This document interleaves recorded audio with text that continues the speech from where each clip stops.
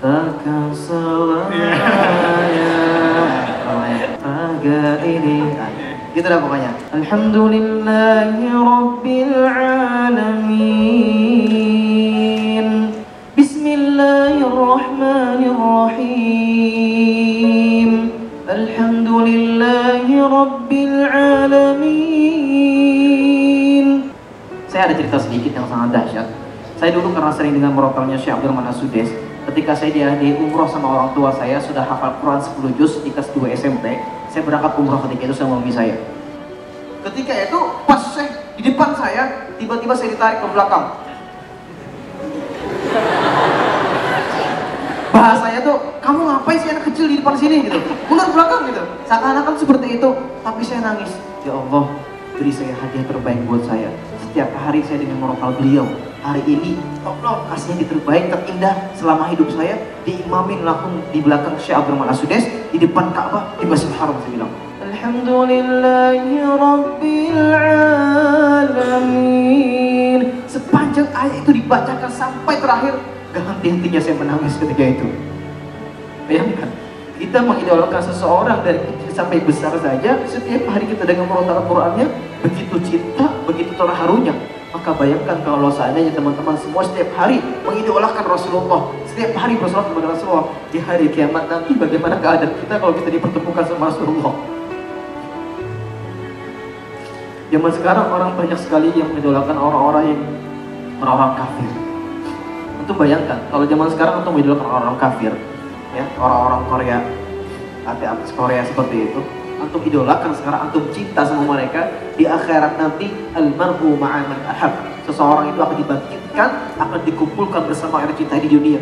Jadi kalau antum sekarang mencintai orang antum cinta di dunia itu orang-orang kafir, penyanyi-penyanyi itu, maka di akhirat nanti antum dibangkitkan bersama mereka dalam keadaan barengan sama mereka. Tapi kalau antum sekarang mengidolakan Rasulullah, mengidolakan ulama-ulama, insya Allah mudah-mudahan kita berharap dibangkitkan bersama Rasulullah dan para sahabat-sahabatnya, insya Allah. Itu dari saya.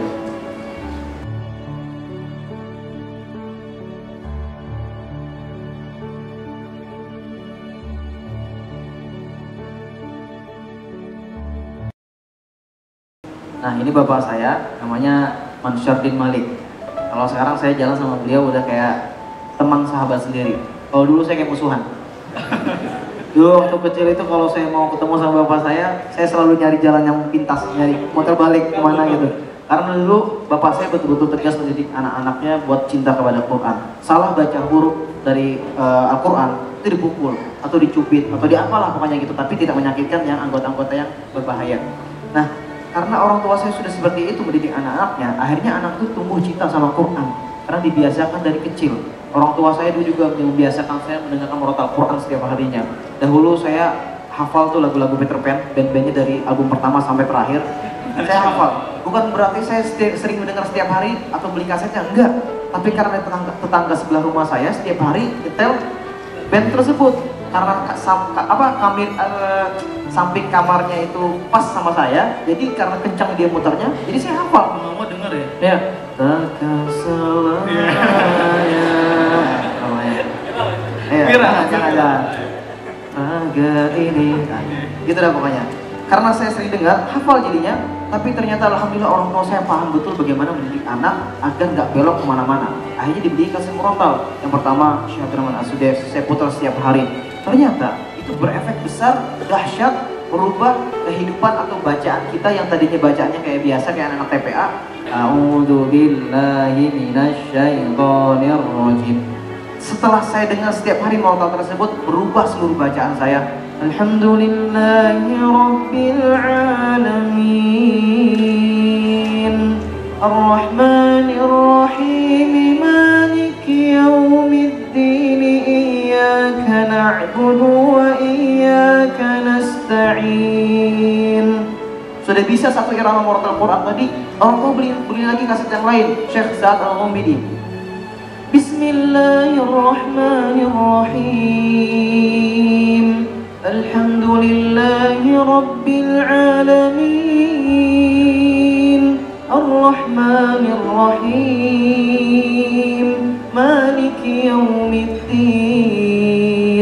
Udah bisa dua, nanti lagi yang lain. Karena orang tua saya potensi anaknya ada di Quran, dikembangin terus ketika itu anak-anaknya. Akhirnya beli lagi kaset yang lain, ada namanya Syekh Misyar Rashid. Mungkin teman-teman pernah tahu ya. Jadi saya dari kecil, dari SD itu sudah membiasakan dan mengidolakan Syekh Misyar Rashid Al-Hafasi. Makanya ketika saya bertemu sama beliau ketika itu di JCC, itu sebuah kehormatan yang luar biasa. Ketika beliau dari takbir Allahu Akbar, Alhamdulillahi Rabbil Alamin, sepanjang beliau membaca Al-Fatihah dan sampai terakhir, saya meneteskan air mata. Bagaimana perasaan antum, idola antum, murotal Quran yang antum setel setiap hari, ada di belakang, di depan antum, dibacakan langsung, diimamin langsung. Bahkan saya diberi kehormatan untuk mengiqomahi sholat ketika itu. Ya Allah, saya ada cerita sedikit yang sangat dahsyat. Saya dulu karena sering dengan murotalnya Syekh Abdurrahman As-Sudais, ketika saya di umroh sama orang tua saya, sudah hafal Quran 10 juz di kelas 2 SMP. Saya berangkat umroh ketika itu sama mami saya. Saya berangkat ke Mekah, sampai saya di Masjidil Haram melihat Ka'bah, sujud, nangis ketika itu. Apa yang saya lakukan? Saya nggak pulang-pulang ke hotel, pokoknya saya standby nungguin sholat maghrib ketika Syekh Abdurrahman As-Sudais ngimamin. Bagaimana caranya? Saya di belakang beliau ketika itu. Apa yang saya lakukan? Habis sholat asar, saya duduk mantengin Ka'bah. Orang pada tawaf, saya zikir. Astagfirullahaladzim, astagfirullah. Sambil selesai udah mau maghrib, azan, Allahu Akbar, Allahu Akbar. Ketika azan, semua dirapikan sama askar tentara-tentara. Apa yang saya lakukan? Saya lari dari tangga Masjidil Haram, turun menuju Ka'bah. Agar apa? Agar saya dapat sop pertama di belakang Syekh Abdurrahman As-Sudais. Saya lari, orang tua bayangin badannya gede-gede. Sampai saya itu ada masuk ke kolong kaki orang Arab ketika itu. Saking kecilnya badan saya ketika itu. Ada nggak ya badannya kecil di sini? Siapa ya? Ya, pokoknya kecil banget lah. Sekarang mah masih kecil betulnya. Akhirnya saya masuk, dapat sop pertama. Semua askar membereskan sop. Ketika itu saya masih aman posisinya.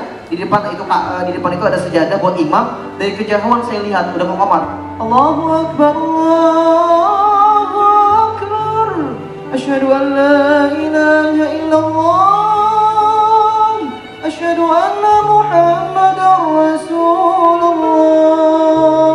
Sampai selesai qomat, datang Masya Allah dikawal dengan tentara-tentaranya. Ketika itu pas saya di depan saya, tiba-tiba saya ditarik ke belakang. Bahasanya tuh, kamu ngapain sih anak kecil di depan sini gitu, mundur belakang gitu. Seakan-akan seperti itu, tapi saya nangis. Ya Allah, beri saya hadiah terbaik buat saya. Setiap hari saya dengan murotal beliau. Hari ini, tolong kasih hadiah terbaik, terindah selama hidup saya.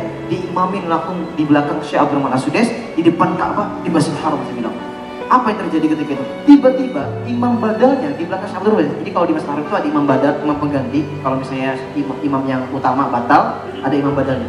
Tiba-tiba beliau nengok ke belakang, manggil saya, ya walad, ta'al. Anak kecil, bahasa gitu. Sini kamu, gitu. Dipanggil ke depan, ternyata disuruh minggir, yang orang sebelahnya disuruh ngisi di samping beliau, pas di belakang Syekh Abdurrahman As-Sudais. Sepanjang Syekh Abdurrahman As-Sudais mengimamin, Allahu Akbar, Allahu Akbar, Alhamdulillahi Rabbil Alamin. Sepanjang ayat itu dibacakan sampai terakhir, gak henti-hentinya saya menangis ketika itu. Bayangkan, kita mengidolakan seseorang dari kecil sampai besar saja, setiap hari kita dengan murotal Al-Qurannya, begitu cinta, begitu terharunya. Maka bayangkan kalau seandainya teman-teman semua setiap hari mengidolakan Rasulullah, setiap hari bersolat kepada Rasulullah, di hari kiamat nanti bagaimana keadaan kita kalau kita dipertemukan sama Rasulullah. Zaman sekarang orang banyak sekali yang mengidolakan orang-orang kafir. Untuk bayangkan kalau zaman sekarang untuk mengidolakan orang-orang kafir, ya orang-orang Korea, artis Korea seperti itu, antum idolakan sekarang, antum cinta sama mereka, di akhirat nanti almar'u ma'a man ahab, seseorang itu akan dibangkitkan, akan dikumpulkan bersama orang cinta di dunia. Jadi kalau antum sekarang mencintai orang antum cinta di dunia itu orang-orang kafir, penyanyi-penyanyi itu, maka di akhirat nanti antum dibangkitkan bersama mereka dalam keadaan barengan sama mereka. Tapi kalau antum sekarang mengidolakan Rasulullah, mengidolakan ulama-ulama, insya Allah mudah-mudahan kita berharap dibangkitkan bersama Rasulullah dan para sahabat-sahabatnya, insya Allah. Itu saya dari saya.